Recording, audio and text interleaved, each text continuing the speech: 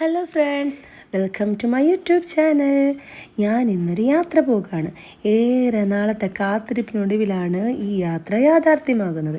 ഈ യാത്രയുടെ പ്രത്യേകത ഫാമിലിക്കൊപ്പം അല്ല, ഒരു കൂട്ടം സുഹൃത്തുക്കൾക്കൊപ്പമാണ് ഞാൻ ഈ യാത്ര പോകുന്നത്. ഫിറ്റ്നസ് ട്രെയിനിങ് കോഴ്സ് പഠിച്ച ഫ്രണ്ട്സിനൊപ്പമാണ്. കൂടാതെ നമ്മുടെ ടൂർ കോർഡിനേറ്ററായ അരുൺ ചേട്ടൻ്റെയും ധന്യയുടെയും ജിമ്മിൽ നിന്നും കുറച്ച് ഫ്രണ്ട്സ് കൂടി ഈ ട്രിപ്പിൽ ജോയിൻ ചെയ്തിട്ടുണ്ട്.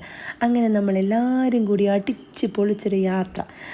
അങ്ങനെ കാത്തിരുന്ന് നമ്മുടെ ബസ് എത്തിയിരിക്കുന്നു. ഒസാർക്ക് ഹോളിഡേയ്സ് ആണ് നമ്മുടെ ബസ്. ഒരു രക്ഷയില്ലാത്ത കിടിലൻ സൗണ്ട് എഫക്റ്റും അടിപൊളി ലൈറ്റ് എഫക്റ്റും ഒക്കെ ആയിരുന്നേ. അവിടെ എല്ലാവരും നമ്മുടെ ബസ്സിനെ നോക്കുന്നുണ്ടായിരുന്നു. ബസ്സിൽ കയറും മുന്നേ രഞ്ജിത്ത് ഓണായി.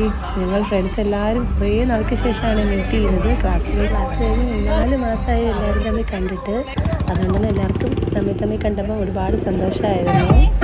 അങ്ങനെ ഞങ്ങൾ ട്രിപ്പ് ആരംഭിക്കാൻ പോവാണ്. വിശാലിൻ്റെ മുഖം കണ്ടിട്ട് എനിക്കൊരു ചെറിയ സങ്കടമൊക്കെ ഫീൽ ചെയ്തു ശരിക്കും പറയാൻ. കാരണം 2 ഡേയ്സിന് കാണാൻ പറ്റില്ലല്ലോ. പക്ഷേ 2 ഡേയ്സ് അല്ലേ ഉള്ളൂ, ഇനി ഇതൊക്കെ വീണ് കിട്ടുന്ന മുഹൂർത്തങ്ങളല്ലേ, പോയിച്ച് വരാം എന്ന് എഴുതി ബൈ ഒക്കെ പറഞ്ഞു. അങ്ങനെ വീണ്ടും ബൈ പറഞ്ഞു ഞങ്ങളുടെ ബസ് മൂവായി.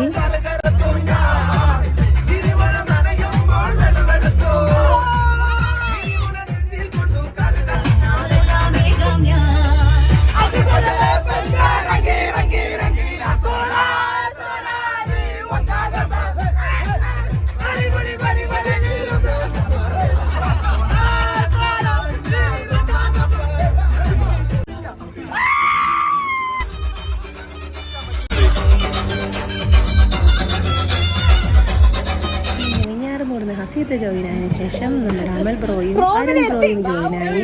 നമുക്ക് നമ്മൾ ഒരു എൻട്രി സോങ് ഇടാന്ന് വെച്ചാൽ പക്ഷേ മറക്കും.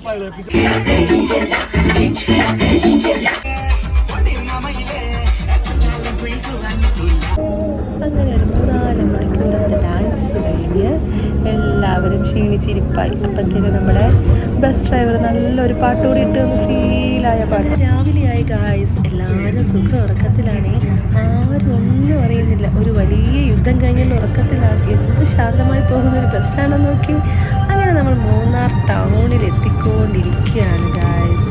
വട്ടവടയാണ് നമ്മുടെ ഡെസ്റ്റിനേഷൻ.